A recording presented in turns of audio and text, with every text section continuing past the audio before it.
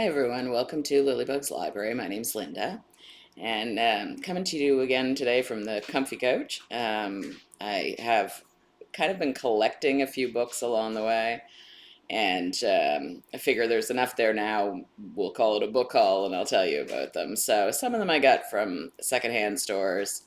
I got one yesterday from a thrift store. I found a couple downstairs in the what I call the magic bookcase, but it's like a little free library where books come and go. And a couple I ordered. So anyway, a good combination, and thought I'd share them with you. And I apologize for my voice. I'm still fighting this cold, and yeah, it's it's been a joy. All right, so the first one I got, I was very excited about because it was part of I believe it's the Booker list last year. Didn't win, but still, it I think came pretty close. And it is James by Percival Everett. So this is a retelling of the Huckleberry Finn story from the point of view of Jim, the black man that was with Huckleberry Finn. So looking forward to reading that. And the next one I've been trying to think more about classics and reading some of those, as you know, with the Black Arrow that I had finished. So this one I've heard mentioned a lot in when it comes to classics, but I've never read it. So this is the year. So I got Tess of the D'Urbervilles by Thomas Hardy. So this one, hopefully, hopefully I like it. It's the first time I looked at the back. It says, in Tess, victimized by lust, poverty, and hypocrisy, Thomas Hardy created a no standard Victorian heroine, but a woman whose intense vitality flares unforgettably against the bleak background of a dying rural society. I don't know, we'll see. The next one was by an author I've never heard tell of.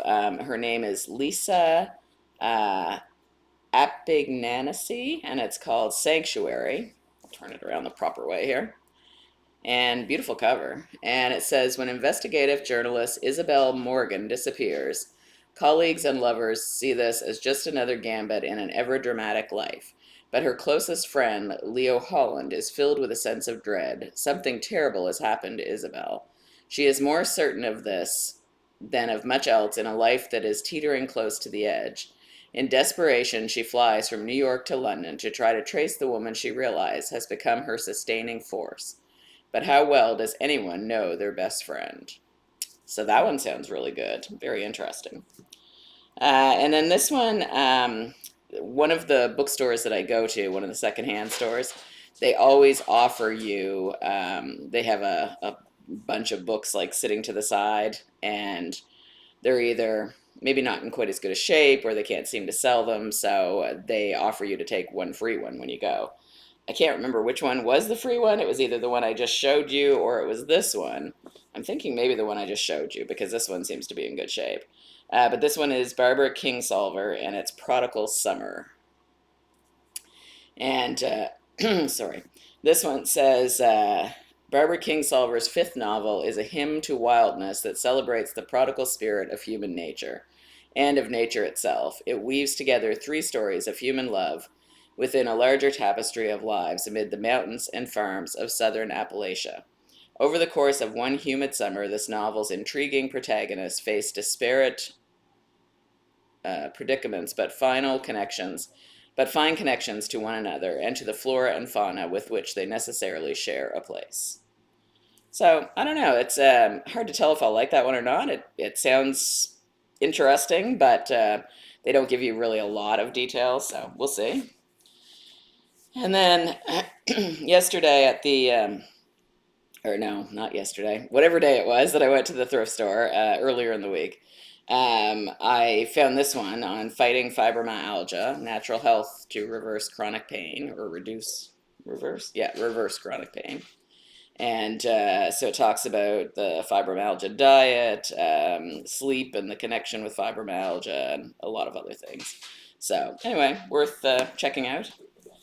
And then I also got one that is another, I guess I would call it a classic. I'm not sure. Let me see when it actually was actually put out. 1970 is the copyright. Uh, I guess that would make it a classic. It's getting up there, same as me. But sorry, excuse me. This one is James Herriot, All Creatures Great and Small, and I've wanted to read it for quite some time. But if you look at this thing, like it's pretty thick, so I'm hoping I really love it because that's a chunky one. And I don't care for the fact that they've got the TV show cover on it. I would rather it was just the regular cover. But anyway, I got it for a really good deal at the thrift store, so I'm happy about that. And it says, fresh out of Glasgow Veterinary College to the young James Herriot, 1930s Yorkshire seems to offer an idyllic pocket of rural life in a rapidly changing world. But from his erratic new colleagues, brothers Siegfried and Tristan Farnan, to incomprehensible farmers, herds of semi-feral cattle, a pig called Nugget, and an overweight Pekingese called Tricky Woo, James finds he's on a learning curve as steep as the hills around him, and when he meets Helen, the beautiful daughter of a local farmer, all the training and experience in the world can't help him. Sounds very sweet, so I'm looking forward to that one. And then I got this one called Learning to Walk in the Dark, and this one I bought. Let me see what it says.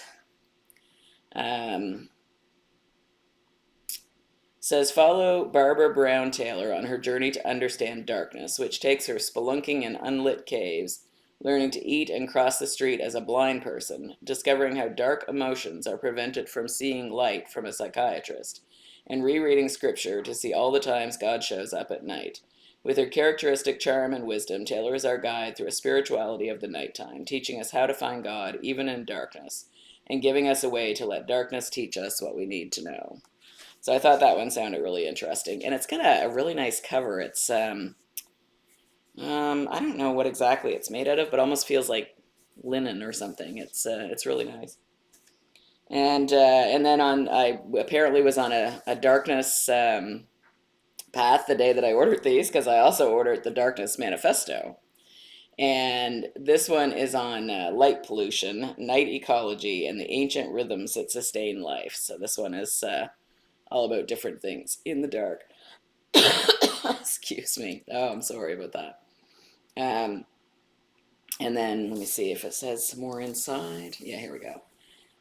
How much light is too much light? Satellite images show our planet as a brightly glowing orb, and in our era of constant illumination, light pollution has become a major issue.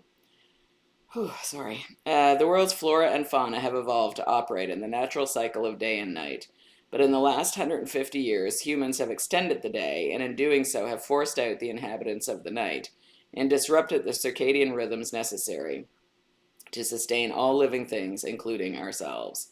In this persuasive, well-researched book, Swedish conservationist Johan Eklof urges us to appreciate natural darkness, its creatures, and unique benefits. He ponders the beauty of the night sky, traces the swift dives of keen-eyed owls, and shows us the bioluminescent creatures of the deepest oceans. And then it goes on from there, but I think that one will be really interesting, a really good kind of science nature book. And then I got this one because I just thought it was, I think I had seen maybe a video about a little bit about it, and anyway, I thought it was a really good idea, so this is what I picked up. It's called How Great Is Our God? 100 Indescribable Devotions About God and Science. So it's a kid's devotional, but it does have a lot of really good stuff in it. And, things about, the ozone layer, and talks about the moon, different creatures like the anteater, the different ways that whales and things act, and yeah, I've learned a lot of science stuff from it too, and how it relates to faith. So yeah, it's been really good too. So that is my book haul. Like I said, I kind of picked up a little bit here and there over the past month or so, or a couple months. So I just thought I'd show you those. And now I'm gonna take my body and probably go back to bed soon because, as you can tell, I'm not quite well yet, but we're working on it.